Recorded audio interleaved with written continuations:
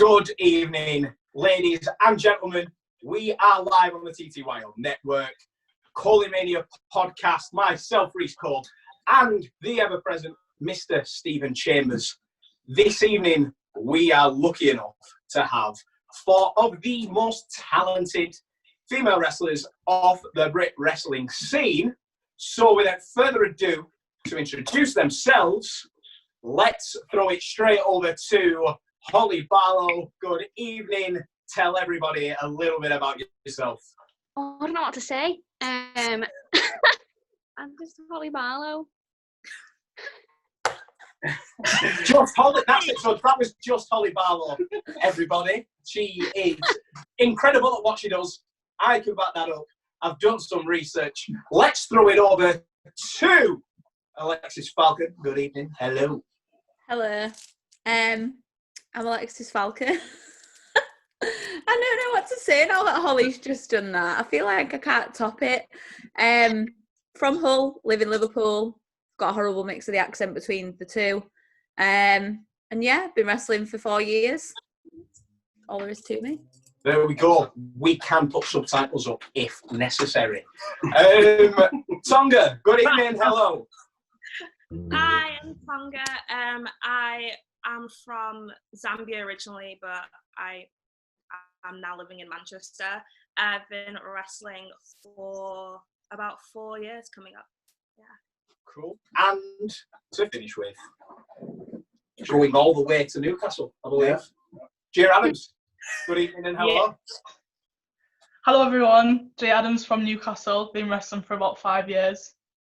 That's it. And there we go. Full team. We are all here. And let's start with a nice easy question for anybody who doesn't know. We will start with just Hollie, as she's now going to be known. Professional wrestling. Why? What got you into professional wrestling? I just find it really, really interesting. And it was more like my brother started watching it, so I thought it was really cool. And then it's something different. Like, no one else really does it. I don't know anyone else that does it. And I fell in love with it because it's so different and interesting. And there's so many aspects to it. And it's just great. There we go. Well, stuff. Yeah, that's fine. It's as good as answer as any. Yeah, we'll take that. Is anybody else? Can anybody else add anything? Alexxis, tell me about what got you into professional wrestling. I was really obsessed with Jeff Hardy, but I started watching it when I was little, when my late granddad used to watch it all the time, and he used to show me it on a Sunday when I used to go to his house. And then I just started watching it from there. But I was quite late watching wrestling, so I feel like I was quite made fun out of, because everyone's like, oh, as if you only just started watching wrestling, or it's fake, right? So I was like that late bloomer of watching wrestling. And then I wanted to do it when I saw the likes of Jeff Hardy. So he was who I wanted to be when I grew up. And I dressed up as him for World Book Day, which I got told off for, because when you dress up for World Book Day, you're supposed to dress up as a book character. And obviously he's not from a book. So my teachers was like, no, that's not, you can't dress up as a wrestler. He's a famous person, you can't dress up as him. But I got away with it by saying that he was in my annual, because I had a yearly annual that you get. Yeah. And then since then, it just stuck with me, and everybody used to take the piss out of me for wanting to be a wrestler. So. Well, I hope you give her a swanton bomb for that comment. Give her a twist of fate and swanton off the table. For World Book Day, I once dressed up as Cisco. I had silver hair, and the excuse that I used was it was in the top of the box magazine. So there you go. There you go. Tonga, professional wrestling. Why? So I grew up with two older brothers, and they used to watch wrestling all the time. And they'd always try all the moves on me, RKOs on the concrete, it was lethal. And so when I was about 10, I was like, do you know what? One day I'm going to go train and I'm going to beat them up. So I decided to go training, and now I beat them up every Christmas. Brilliant. Right on. Yeah. Happy days. Who didn't used to beat the younger siblings up though and wrestle? I remember practicing all the moves on my younger brother. It's just some things you do. It always happens. And Miss Adams, hello, good evening, yet again. Hello. Why professional wrestling? What was it? So I was like quite similar to Alex in the fact that I started watching it quite late on. So I think I was like 10 or 11 when I started watching it. And I used to play it on the PlayStation, like SmackDown vs. Raw, before I actually started watching it with my brother. And then he was kind of obsessed with it, and I was like, what you watching that for? It's like, it's terrible, it's fake, it's everything. Like, I used to absolutely hate it.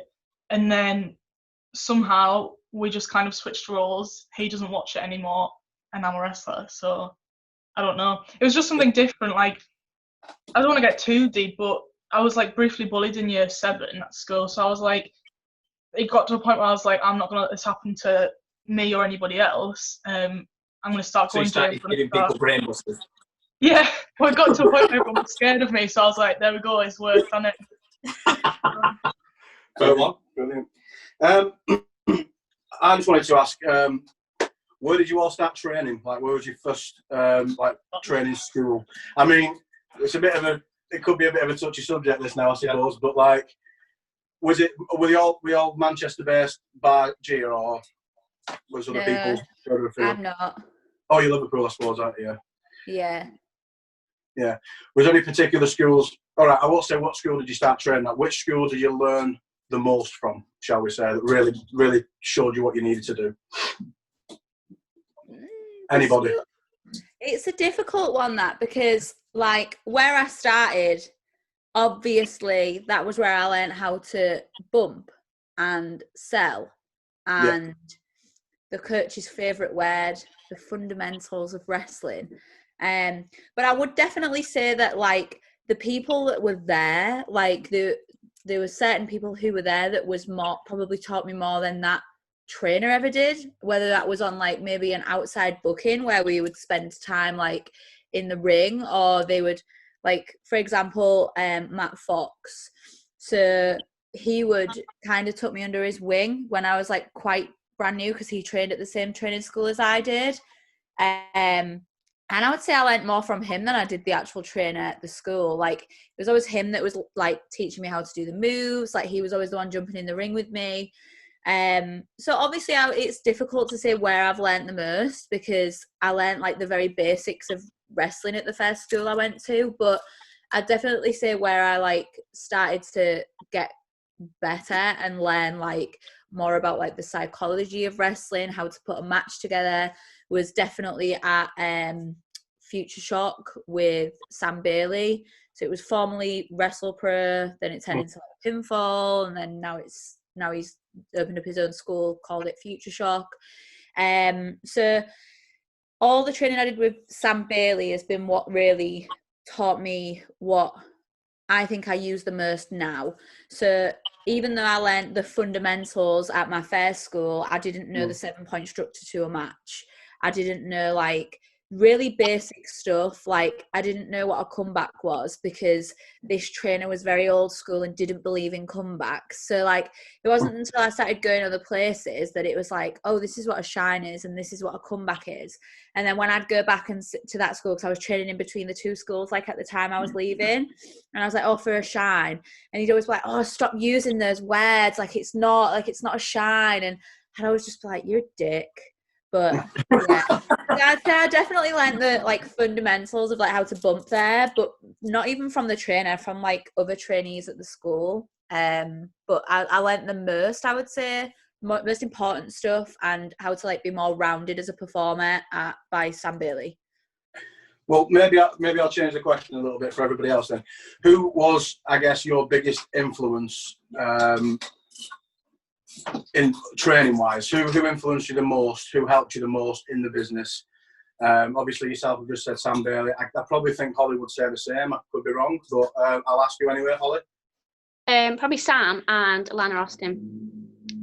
Because yeah, like when I was first kind of coming onto the scene, I tagged a lot with her, and she helped me so much in those first few months. Like, if it wasn't for her, I don't think I'd be in a position I am now.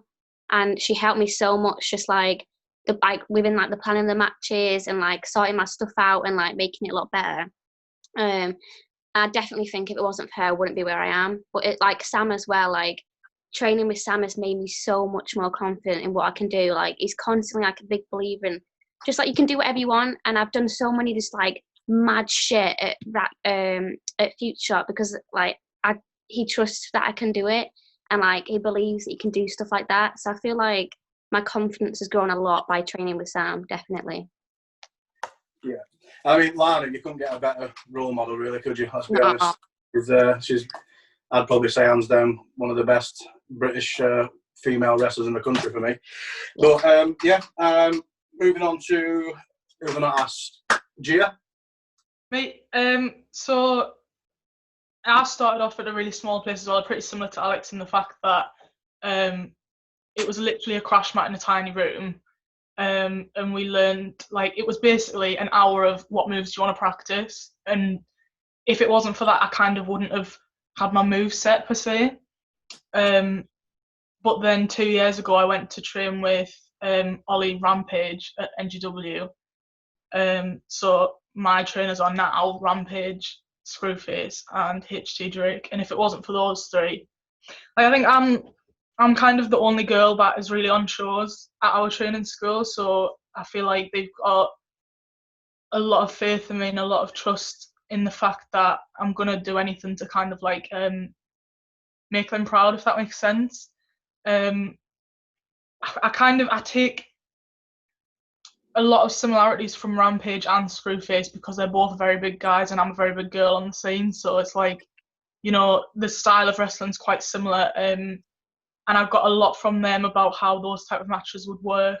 And then I've also done stuff with HT Drake. So he makes rings, so his rings are often hired out for shows. And I'm usually one of the people who would just go and help set up the rings. So once the ring's set up, we kind of just get in, and his technical style of wrestling is like unbelievable. He knows things straight off the bat like that. So he has influenced me in a lot and like helps me come up with new moves, new like submissions and things like that. So those three really are kind of like up there with who's helped me most, I guess. Brilliant. And last but not least, Taonga. So I first started training at GPW, which is in Manchester. I moved over to Wrestle Pro because quite a lot of the guys that trained at GPW went there, and they were like, there's actually girls that train here, which could be quite useful, which is where I met like Alex and Hollie. And yeah, so like Sam's definitely like my biggest influence, like with regards to training. Like he will make you do something that you like don't think you can do, and he'll make you keep doing it until you know that you can do it, and then he'll be like, see, I told you, like you could do that from the start. And he also gives me all of his moves, which is very helpful for not having to think of my own moveset. But yeah, he's definitely a really big help. I think all mine and Tonga's moveset at the minute is 100%. Sam's moves. Like he literally shouts at us every single like Saturday that we used to be at training before Corona, and he's like, are you two gonna ever do a match where you do like hit all my moves in one go, or like any danger with that? I'd also give a shout out to Damon Lee as well. He taught me a lot with like character work. See, I've myself trained with Sam and Damon back in the day, and they're both quality. I probably learnt more from them in like 1 hour of training than I did from the other person. But yeah, that's brilliant. Thanks, guys. And a now seamless segue, which puts on to my next question, which for me is something that I'm really, really interested in. Some of the people watching as well, maybe. It's something that I personally am now looking into doing, and it's something that I've spoken to Steve about, and that is about how would you get in to professional wrestling? Is there anywhere that you would recommend, like for a novice, like a complete unknown like myself? What's it like? What should I expect over the first couple of months? And should I do it? Should I go for it and have a go? Alexxis, I can see you first, so we'll start with you. What do you think? I would always say that it's the best thing I ever did. I put it off for months when I first started uni, because I was like, oh, I'm just going to go out drinking all the time and I'm fresh air, this is fun, I live on my own now, fuck the parents and all this, that and the other, thinking that I knew better than everybody else. And I put it off for months, and then it wasn't until it's caused me to have an argument with one of my like housemates who like I hated, and I was like, you know, I don't want to be in this house. Like, I need something to get me out. And I always think it was the best thing I ever did. So I would say to anybody to do it if you're thinking about it, because without doing it, you don't know if it is for you. Because there's so many people who come into it, take a bump, and then go, do you know what? I just want to be a manager. And that's fine. Like, that's fine, because we need those people, and we need people who want to work outside of the ring. But like you need referees, but so you still need to be trained, but you might not want to be like an absolute professional wrestler. Like, you might want to go on a stage in front of everybody. That sounds but I more would me. say do it, and the thing to be the most prepared for is how much pain you're going to be in the next day. Right. Like, have you ever done it in class? I haven't. It's something that Steve has told me that he's going to take me along once coronavirus is done. Which the first time I've played. So, all right. I've played a lot of contact sports. I've played rugby for a long time. Is that anything like? Should I expect something like that? No. Am I going to cry at my first lesson? No. That's what I really want to know. I used to be not a professional boxer. I don't know why I said professional. No, I was not a professional boxer. I was a boxer for like 2 years. I used to get battered. Like, I'm talking like broken noses all the time, like constantly, like gum shield, like shit kicked out here, and that shit's real. But I genuinely think, and this is hand on heart say this, sometimes like the pain I wake up, like the pain I'm in when I wake up the next day, I think I'd rather go back to boxing. Like, why did I quit that when I was 16? Fucking hell, like that's so honest to God, like nothing. I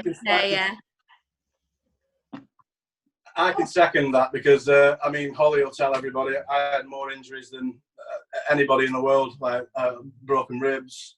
What else did I have? Fractured my knee.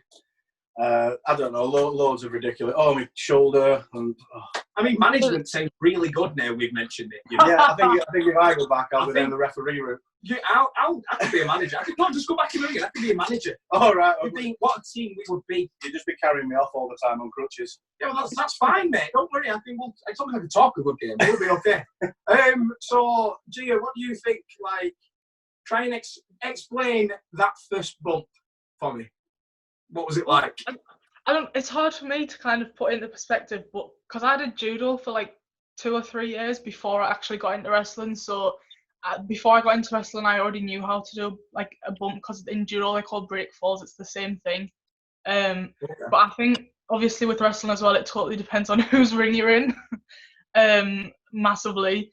I think I don't think it's the bump itself at the time. I genuinely do think it's the next morning when it hurts the most. Or I think the one thing you've got to be conscious of when taking like bumps for the first time and stuff is try not to get winded, because that's like one of the worst things ever. I remember I took my first body slam and I was like, I couldn't breathe. I had to stand like that for like ages. Yeah. Right then. You get used to it though. You do get used to it, I feel. Well, I fractured my ribs doing a front bump once. That's as bad as you can get. Favourite story ever. That sounds impressive. Can you tell the story? There's nothing to it. I think we were just practicing bumps. I got in the ring, we're just doing the usual, went for a front bump. I thought, that didn't feel good. You didn't even react though. You were like, oh, I just feel a bit funny. Like, No, because the first one is when I did it, and then I went and did another front bump straight after it, thinking, oh, that hurt a little bit. The second one, that was it. I knew it was game over. I couldn't breathe. I thought, right, something's not right here. So I just sort of rolled out and just went, bye, I'm going home. And I shouldn't laugh. It's just the fact that it was a front bump that cracks me up. And well, I know, yeah, and that was Out of probably all the stuff you used to do as well. I know. This is the thing. Like this, people won't believe this, but it was everything that I used to do. I used to do the most ridiculous drop kicks for a man my size. I used to be able to do standing moonsaults, flipping left, right, and centre. Never once injured myself doing anything like that. But a front bump, an up and over is what broke my knee. Oh yeah. Up and over turned into a front roll. I landed, my knee just went See you later. Right. Well, I mean, the main thing I've taken from this so far from Steve and Hollie, Gia and Alexxis is no, don't do this, Reese. Taonga, can you convince me that I should definitely have a go at this, or should I just give up, be a manager, and see what happens? I mean, I almost gave up after my first session because I woke up the next morning and I had to go into uni and like I couldn't even walk upstairs. Like everything hurt in my entire being. But it's one of those things that after you do it for a few times, I think like your body develops a sort of like callus and like it doesn't impact you as bad. If you want to try it, I always say try it because you don't want one of those what ifs. Mm. There we go. Okay, so it's definitely going to be worth, once this is all done, filming that session, Steve, and then we'll do a podcast about it. Yeah, if I'm well enough to do the podcast after it, then. So if we was going to bring him along, should we bring him to Sam's school? Oh, absolutely. He doesn't begin. Well, maybe what would be good. I reckon if the first time I'm going to do it, some of you guys are there, and then you can like put me through my paces. And then just have a good laugh at me as well. Like, there we go. Why not? Yeah, I'm up for that. It is fun though. Like every training session's always fun. I look forward to a Tuesday night every week because it's like you go in and you literally just forget about everything else and you have like a couple hours of just fun with like everyone who you're closest to. So it is like I'll never ever regret doing like any single part of it, no matter how much pain it was. Like I've recently just dislocated my elbow, my shoulder doing a back elbow. Like it's the simplest stuff that kind of can injure you. That's why you just gotta be so careful, but it's so fun. Like honestly, I can't suggest it highly enough. I will say that I'll agree with you on that because it just used to. We had such a laugh when we used to go training, just laughing the whole time, and like it felt very much like a family sort of orientated vibe more than like you're there to do a class. It did feel like once you obviously know everyone and you start making friends with everybody, it felt very welcoming, and it didn't matter who you was. I walked into training like the first ever time, thinking absolutely shitting myself, thinking what am I getting myself into?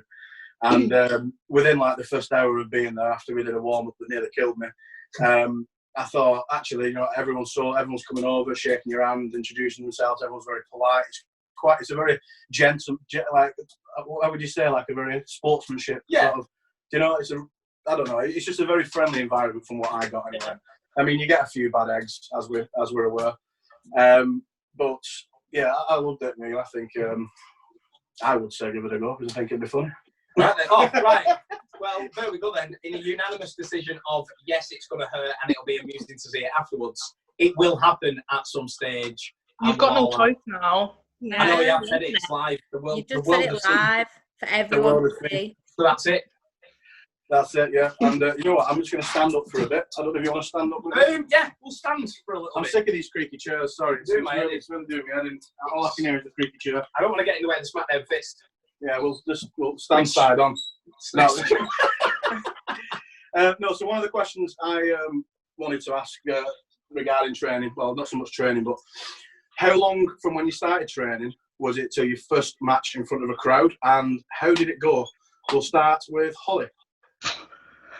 Well, mine's quite so I started training in 2015 when I was 14. And at Future Shock at the time, there was a policy where like you couldn't debut until you were 18. So I kind of accepted that I was going to be like training for like 4 years. And then in 2017, like all this happened and I left training for a year. So obviously that kind of put me off track. And then in 2018, I then came back in around the May time. And then Brooker and Sam approached me. And I asked about it they said I could debut in like the July, I think it was. It was supposed to be earlier, but something happened where the person I was supposed to be wrestling couldn't make it. So I ended up getting booked in a tag, and it was me and Lana Austin versus Jayla Dark and Molly Spartan. And I was like so nervous because obviously I'd just come back to train after a year of not training. So how long's that? I think I was training for like 3 years, so 1 year off before I came back. And then, yeah, it was really, really good, but I fucked up and over. And it just, it put me off so much. And then I got knocked out, and that was pretty much it. Like, it was really, really fun, but for like mid part of the match, I couldn't, my head was just so muzzy because I'd been knocked out. And I went backstage and I was like, yeah, I'm fine. Like, the adrenaline was there, and I was like, yeah, I'm great. Like, I was knocked out for like 2 seconds, but I'm fine. And then I sat up, I remember this one time, and I was just sat upstairs because it was in the tap venue at the Fairfield Social Club, and the changing room was upstairs. And I sat there, and my head just went so heavy, and I couldn't like move my head, and I couldn't like bring my head up. And I was kind of like sat there trying not to cry because I was really happy that I debuted. But my head was just so, horrible. But it was really, really fun. And yeah, it was amazing. Like, I'm so. It does sound really fun. The pain aspects of it, the being knocked out, is definitely making me still feel more nervous. I've took a few knockouts, so yeah, it's great. You get used to it, it's fine. Oh, thanks. All right then. As you've backed up, Gia, yourself that first match. Well, when I first started training, so my kind of like first show experience was in like a rumble type thing, like in a really small venue in front of probably about like 20 people. I was nowhere near ready to be on shows at all, but they gave me this spot in the rumble that was like, I was literally in at like number 10 and was out at 12 or something like that. Literally straight in, hit a couple of moves. So I think I was like, how long into my training was I? Maybe about like 10, 11 months into my training. This was like before I went to train with Rampage, so like my level of wrestling was just like nowhere near what it should be to be on shows. Then after that rumble, I had a tag match about a year after I'd been training, and then from then on, I feel like I don't know about anybody else, but I was kind of thrown in the deep end, being like one of only 2 girls in the Northeast. There was a lot of spots open, put it that way, and they needed a girl, maybe a local girl. And I will admit myself that I was not ready to really be working on shows as often as I was. So it got to a point where my old training school closed, maybe about 2 years after I'd been training, it closed. Nobody was running it anymore. And I didn't train for about a couple months, and I was like, right, I need to actually go somewhere where, I'm actually going to learn how to wrestle properly. And that's when I went to go Rampage. So obviously I've been there 2 years. But I kind of didn't stop doing shows, if that makes sense. So I was still working on shows, but now I feel like my level of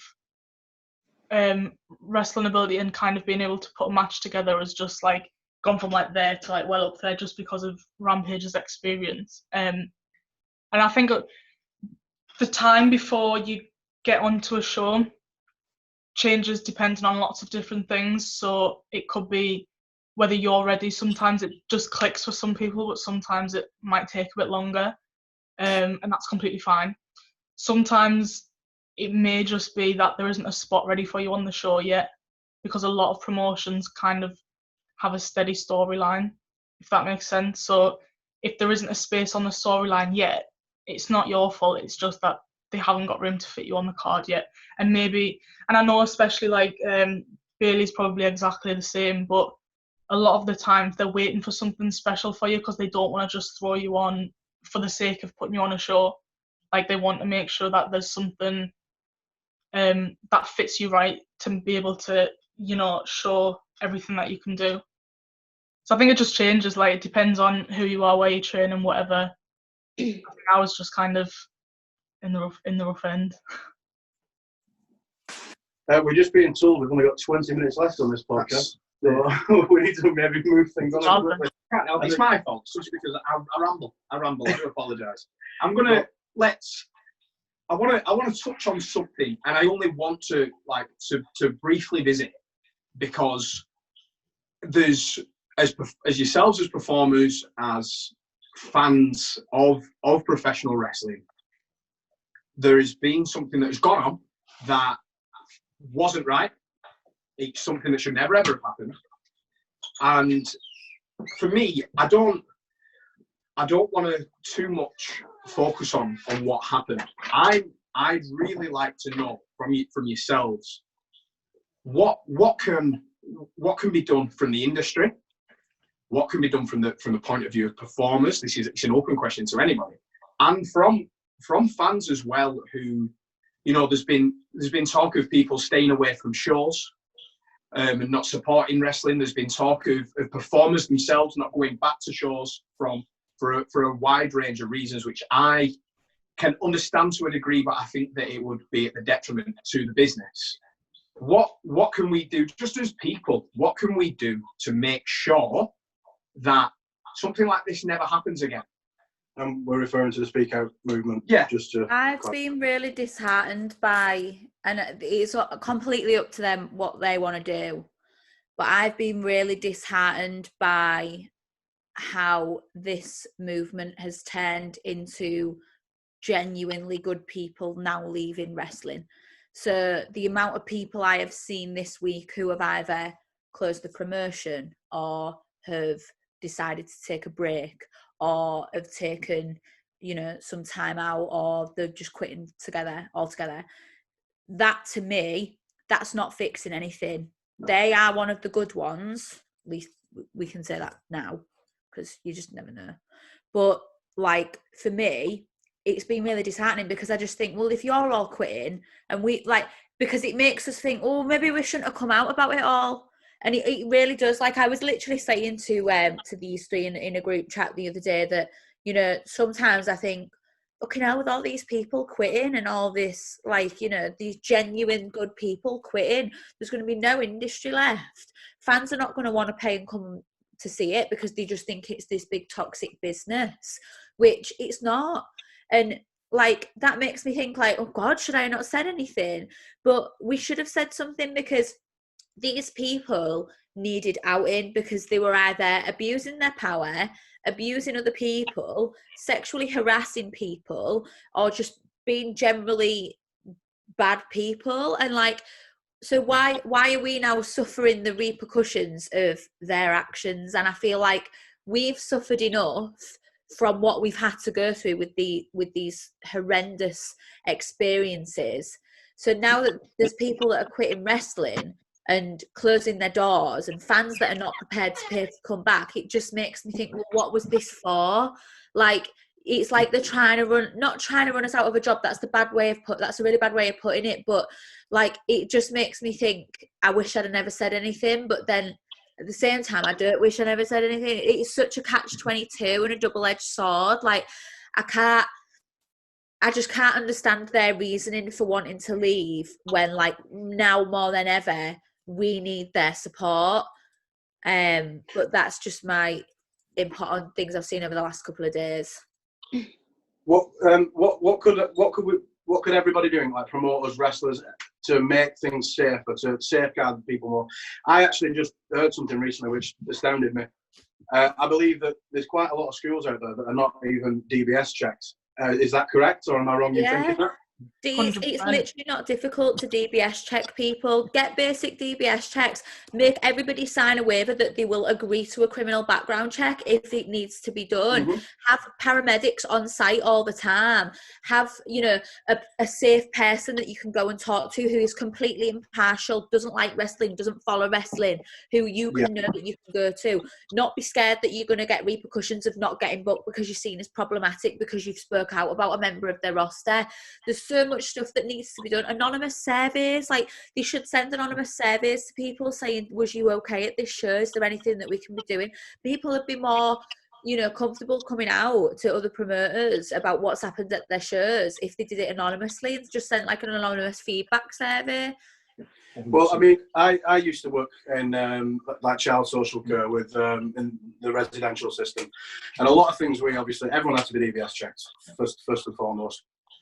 But when you come into a job, a lot of the things we had to do as well, we had to sign an anti-bullying contract to state that they would not tolerate any bullying whatsoever, etc., etc. We had to sign a whistleblowing contract to obviously, if you see or hear anything, you speak out about it. There's a local safeguarding officer that you'd be able to go to with any complaints. would things like that be things that would be possible? Yeah. Well, I think they should be possible. And is that something that you think would maybe bring some more people back that have left the business now?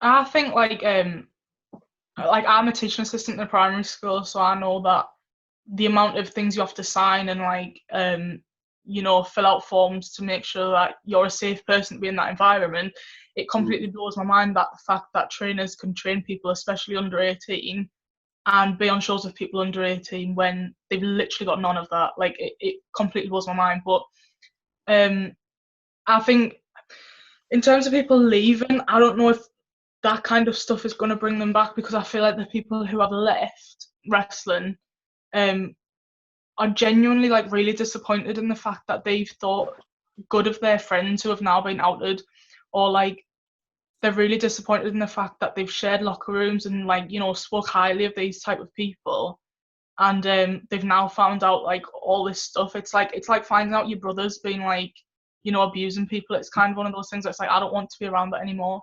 I think in the long run, if it does turn out to be a safer environment, people might stop coming back. But I think nothing needs to be done. Like, I don't know how to explain it, but I feel like it's just common sense. Like, get a DBS check done, like have basic safeguarding training, have somebody there who's available, paramedics at shows. It's complete. I feel like anyway, it's common sense. Like that stuff should be mandatory anyway. It shouldn't need to be implemented now just because of the speaking out movement. Mm-hmm. Yeah. I think for me, there's so many. We've had a lot of feedback from fans of yourselves. We've had some people as well asking a lot of questions. I think we'll do a little bit of a fly through, and we'll cover some of these questions at the end. A question that I'm going to fuse together with something that's been asked a lot and something that I also wanted to ask. So, in professional wrestling, who is the best opponent you have shared a ring with, and who is the standout opponent that you would like to share a ring with? Tonga, who do you think? Are you there? Best opponent. We are there. I'm pretty sure most of the other girls will probably say the same thing as Lana Austin. Like, she has such a mind for wrestling.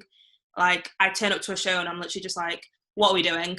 Because I know anything you say is going to be 100 times better than anything I would say. And I've probably learnt more from her actually working in the ring than I have from anybody else. The person that I would like to share the ring with in the future, I would really like to face Lizzie.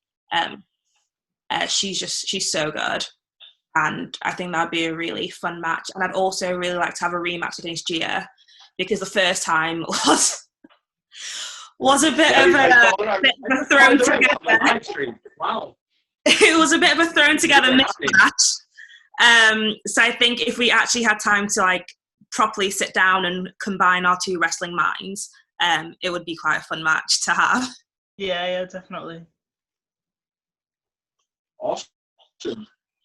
Gia, yourself, the best person you've shared the ring with, and who you'd like to walk against?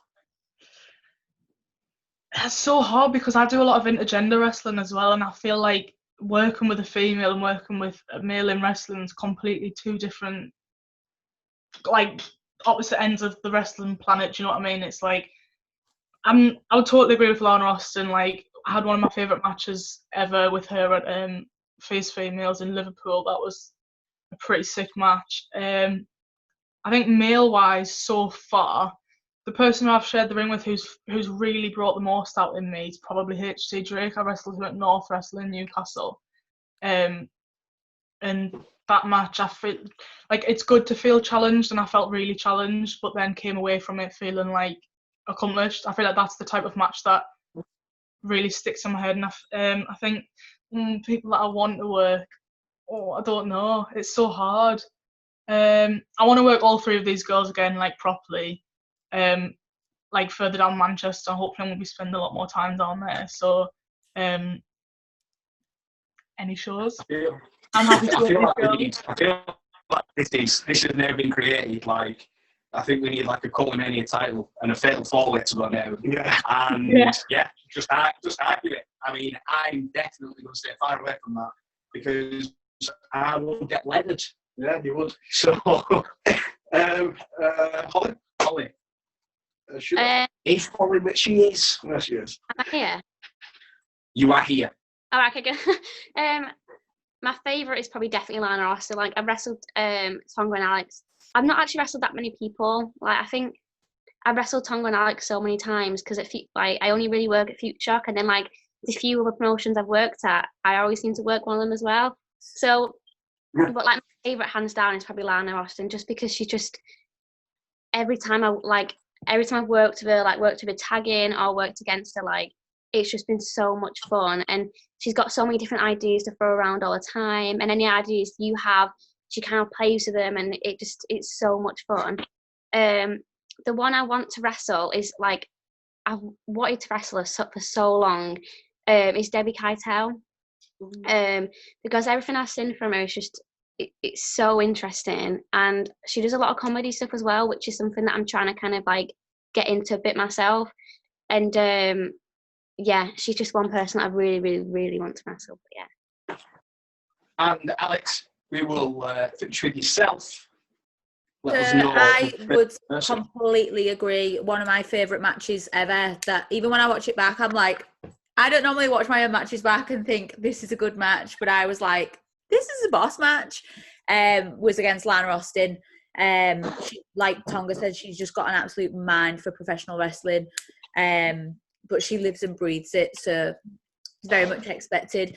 Somebody else who I learned a lot from there's two. Charlie Evans. I think I learned a real lot from her in the way that she plans her matches. And, you know, I learned a completely different way to sell. So she's quite strong style. I really like that. I really work well with that. I find it much easier to work with that. And I just think that, like, I'd seen her and I knew how good she was, but then it's not until, like, I was wrestling her and, like, the way she plans stuff, she just knows the match, like, straight away. And she'll be like, oh, can we go over this match? I don't think I've got it. And then she'll just recite it to you at, like, 1,000,000 miles per hour. And I'm like, girl, slow down, right? You just told me you don't remember this match. You just recalled it to me at, like, 1,000,000 miles per hour. Like, she's really, really good, I think. And she also has a really good mind for wrestling. And then somebody else, the person I would say probably brought the most out in me in the ring, similar to what Gia said, is Brady Phillips. So I really push myself with him. I think he is really, really good. I'm very surprised that he's not in more places than he is, because he is so talented. He made me do stuff that I was like, I literally said, I was like, I can't do that.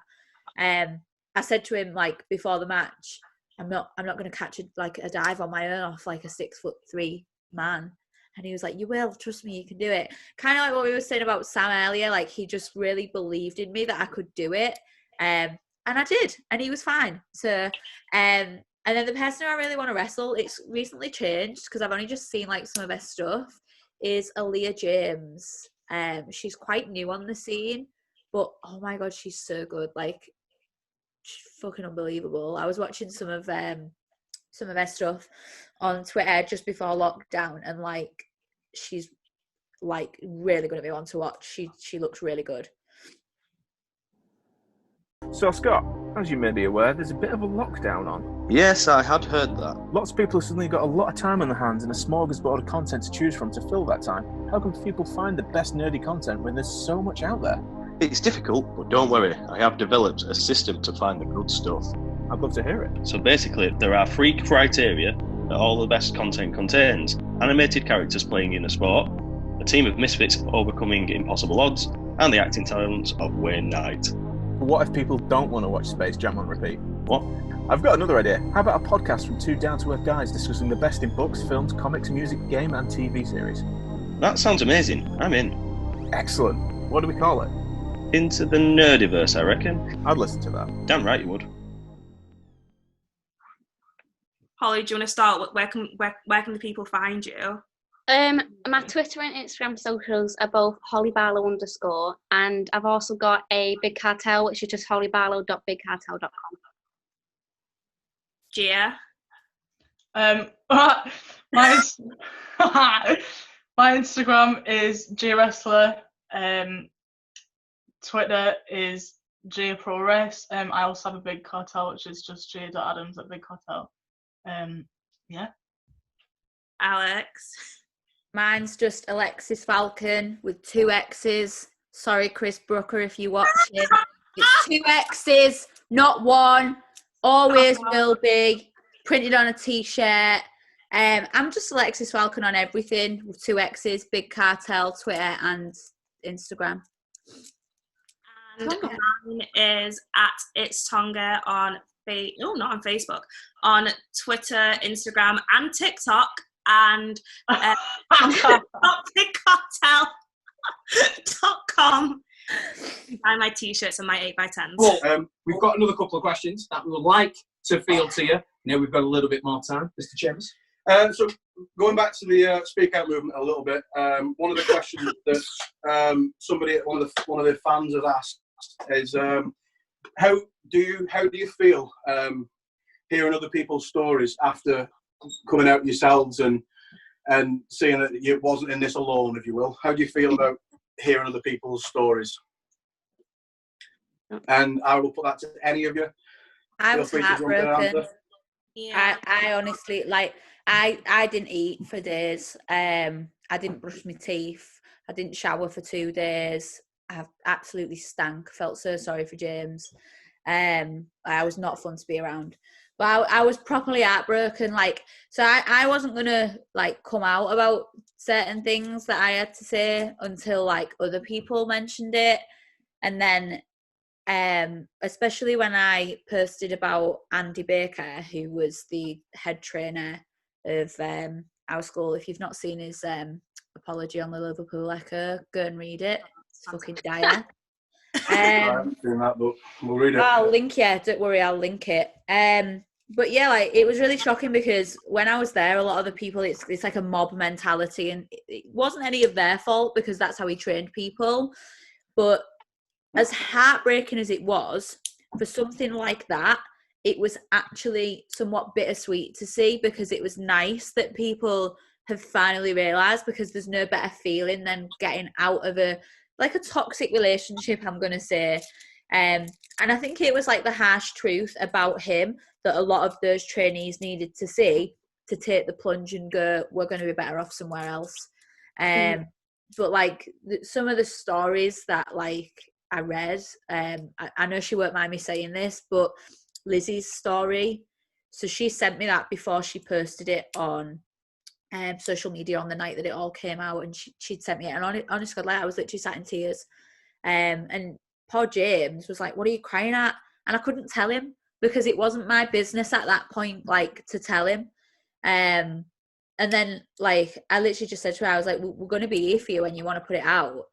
And then like, but it was just fucking heartbreaking. And then Hollie, I hope you don't mind me saying this either, but when you messaged me saying I've got something I want to say, like, how do I go about it? And I was just like sat there thinking, oh my God, like, am I now this point of contact for people? Like, it was horrible, but also like comforting that people felt like they could come and speak to me and tell me it. But like, to know that it even happened, like, especially like I feel so highly of like Lizzie and Hollie, like the two of like my closest friends in wrestling and outside of wrestling. So like, just to know that it like had happened to either of them, like, I was pissed off as well. Like, I was raging. So Yeah, all different emotions. There's obviously the thing that brought everything to my attention was Hollie's story anyway. Mainly because for me, obviously, I knew the person in question and I trained with that person, and it really pissed me off, if I'm being honest with you, because you kind of put trust in these people, and then they go and break that trust, and then they hurt someone that, a friend of yours, and it becomes a bit real. But then obviously, how did it all start? Who was the first person to sort of get this chain, like this motion going? Who really kicked it off in the sense of brought it to everybody's attention? Was it like all talking between you? Sorry? David Starr's ex outed him. Right. I'd never liked him, thought he was an arsehole when I met him. And me, Gia and Taonga and Sierra Loxton, we was just angrily tweeting. We were like fucking keyboard warriors, like very angry tweeting. Because they were not sentences. Like, it was so bad. Yeah. I think for me though, like I didn't actually hear about David Starr's story like until maybe a few days in, because what happened with me was there was a fan from up here had tweeted like a promotion and said that something had happened to them. I can't remember if it was either at this show or like something to do with somebody who works there. Something had happened, and like it kind of got to me, and I was like, well, you know, it happens. Like, people were so surprised about it, and I was like, well, it happens a lot more than you think it does. And I think that's kind of why I started tweeting stuff, because I was like, people need to actually get it into their head that there's so many people in this country, so many people in the business who have kept quiet about it, and you don't understand who the people are, you don't know about people's stories. And I think I was massively taken back about how many people were coming forward, because I know it happens, we all know it happens, but I had no idea that it was at that severity. And the same as Alex, like I didn't put my phone down for like 3 days because I just had so many messages coming in, people coming forward, and I felt like I couldn't rest without getting back to these people and listening to what they had to say, because it was so important at the time. Can I, for anyone out there that might be going through something like this at the moment, not just in the wrestling world, but just in general, is there any like helplines or online things that you're aware of that have come out from this that people could obviously go to for help, or anyone they can speak to? Is there anything like that that's been passed around in the community? I believe Lucy Openshaw created a website that has quite a lot of links to different sort of mental health specialists. They kind of specialise in sexual assault. There's also for like minority groups, LGBTQ plus. So there's definitely that link. I'm pretty sure we'll all share it around, or you could probably find it. Yeah, well, I follow Lucy anyway on the socials, so I'll try and get that and I'll link it into her. We'll get it in. We'll get it in the link for this once it goes out on YouTube. We'll make sure that it's out on not just our own like the channel's socials, but our personal socials as well, because it's we want to kind of, we don't feel that the whole idea behind this podcast was, no matter whether we reached 5 people or 500 people, this is something that people have held back on for so long, and it's taken an incredible amount of courage to come forward and share these stories. And why should we stand in their way and block that out? We should be getting this out to as many people as possible to stop this happening, whether it be in wrestling or just in life. This is something that, as human beings, we should all be fighting against, and that is the real message that we want to kind of put forward to everyone. I'd like to, for me, I know that we haven't got much longer left. We're coming to the end of this. I personally, just myself, I want to thank you all for coming on today and being part of our first live stream, sharing all the things that you've shared with us. It's something that we'd like to do, not just from, as I said, like ourselves and our channel. We're definitely looking forward to finding out when you guys are back out on the circuit. We're going to make sure that we can promote that as much as we possibly can. We want to try and get to some of your matches as well. So we're not just seeing you through a screen. We're going to actually get to meet up, which would be incredible. So yeah, thank you very much. That's the main thing I'd like to say. Thank you. Yeah, and just following on from that, is there so we're going to wrap up now. Is there anything that any of you want to say to anybody out there that may have experienced anything that you've gone through, or anything at all like that? Is there anything you would say, some words of advice, some words of encouragement to people to maybe help them come forward themselves? Can I say something first? So we've been told that we're not allowed to share people's stories and things like that anymore. So that does not change the fact that our DMs are always open, and I'm sure the other girls will agree that the messages have slowed down, and I feel like people have slowed down about coming out, but I know for a fine fact there are still people out there who haven't come out about their stories yet. And for me personally, it helped just to tell somebody, because then I realised that I wasn't actually alone. So even if it's just messaging one of us three, like, we're more than happy to listen if you haven't actually come out with your story yet. Brilliant. Yeah, I completely agree with what Gia has just said, that don't feel... I've had messages where people are now put off, or they've come forward to me with something that may not be necessarily illegal, but it's still wrong and it still needs stamping out. And they've gone, oh, well, now I see that it's to the police, like, can you delete the messages? And, like, don't feel scared of repercussions. If you don't want to go to the police, even if what happened to you is the most illegal thing ever, if you do not want to do that, then do not do it. Only go at your pace and go where you feel ready to go. Obviously, if something terribly bad and illegal did happen, obviously be urged to go to the police, but don't feel forced to. Don't feel forced to tell your story. Like Gia said, our inboxes are always open, and even if you want to just do it anonymously to one of us, we're more than happy to just listen. If you're not ready to say it out loud on social media or by any other channel. And then I think just one more quick thing before, like, we finish. Another thing, just as a last thing to say, not to people coming out, but to promoters and stuff, just listen. Like, ask questions. If you don't know what's going on, ask people. There's not just one or two people who's doing this whole thing. Like, we're all involved as well. Ask the female workers, ask the female trainees. Like, this needs to be a whole group thing. So it's no good just listening to what one person or reading what you've seen on Twitter and thinking that's what's going to happen moving forward, because most likely it's not. You need to come and ask us and just listen to people, that's all. Mm-hmm. No, that's perfect. I kind of want to go off the back of that, sorry. No, it's all good, it's all good.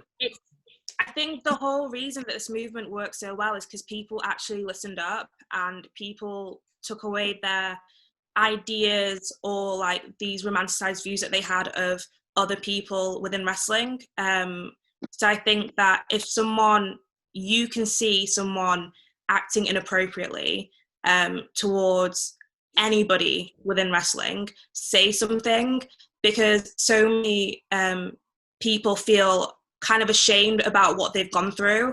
But if you're seeing it happen firsthand, don't feel the need to stay silent just because you don't want to get involved or you don't want to run somebody up the wrong way.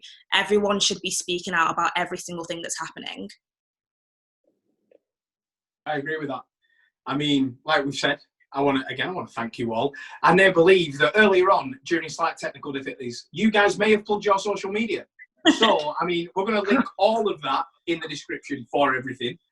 It's now our turn to do it. So, of course, on Twitter, @Coleymania, is myself on Instagram, @Coleymania with a 0. Of course, the TTYL network, that thing you like. We're out there. Come and find us. I want to thank you guys for being involved with us this evening. I want to thank Mr. Stephen Chambers. I've been Rich Cole, Stephen Chambers, 4 incredible superstars from the Brit Wrestling scene. There we go. Live stream wraps up. And I hope you come on the show again in the future, guys. Yeah, let's hopefully we'll get to see you guys. Technical problems. Without technical problems. No. And yeah, maybe we'll be able to, when you guys are on your shows, get some exclusives as well from the channel, get some interviews with you guys. And yeah, we want to do as much as we can. Let's follow you guys now and friends of the channel as far as we're concerned. Thank you very, very much.